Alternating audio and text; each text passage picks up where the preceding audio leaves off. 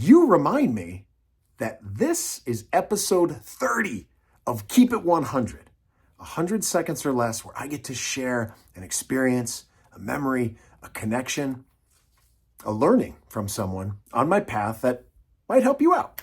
Many years ago, while working with the Cleveland Cavaliers, pop superstar icon Usher was one of our owners. And we were so excited to be around this sort of creative energy. And he was a star. He is a star.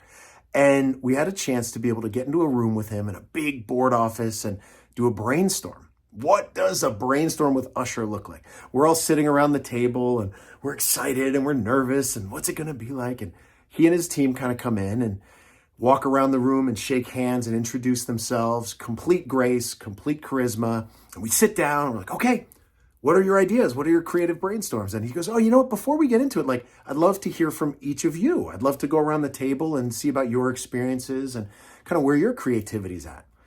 This was so exciting, right? To be invited into this warm pool of creativity, and everyone kind of shared, and we went from one person to the next, to the next, to the next, going around and building confidence, and he's smiling and he's listening. And then finally it circles back around to get to him.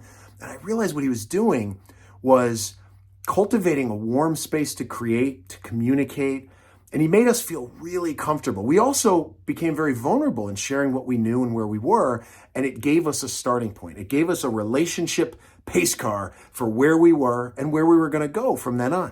He and his team then presented their ideas and concepts, and some were great and some didn't always hit, but the spirit of that room that day completely hit, and it left a mark on me forever that when you're creating or welcoming people in, start with where they are, not where you want them to be. And to Usher, thank you for reminding me of this great lesson. And to all the happy creators out there, I wish you happy creating.